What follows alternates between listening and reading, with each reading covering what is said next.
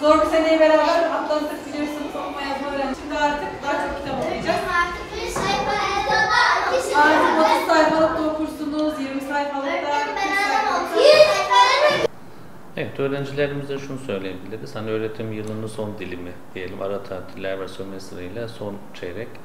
Bu dönemde artık sınavların olduğu, bir yıllık emeğin hasadının alınacağı, mevsim itibariyle de biraz daha sınıfların sıkıcı, belki de işte piknik alanlarının, caddelerin, sokakların cazip geldiği bir dönemde yine de eğitim öğretime, okula, işte yaptıkları çalışmalara, sınavlara özellikle hazırlık noktasında bir zaaf oluşturmadan sabırla yaz tatilini beklemelerini ve bu alanda özellikle yaz sıcak mevsimlerin başlamasıyla okullarda doğal olarak oluşan hareketlilik, işte belki öğrencilerin işte disiplin olayları, okul terkleri, okul devamsızları gibi konularda hem öğrencilerimizin hem idarecilerimizin hem velilerimizin dikkatli olması gerekiyor.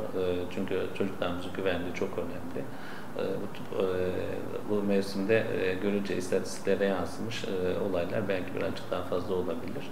Hani bu okullarda bir kargaşa var anlamı çıkmasın ama yine de tek bir çocuğumuzun burnu kanamasın diye dikkatli olmakta fayda var. Rutini yürüterek hani zaten belli bir düzeni vardır. Yani çocukların okul işte giriş çıkış saatleri, ders programları, sınavları, işte beslenmesi, uykusu.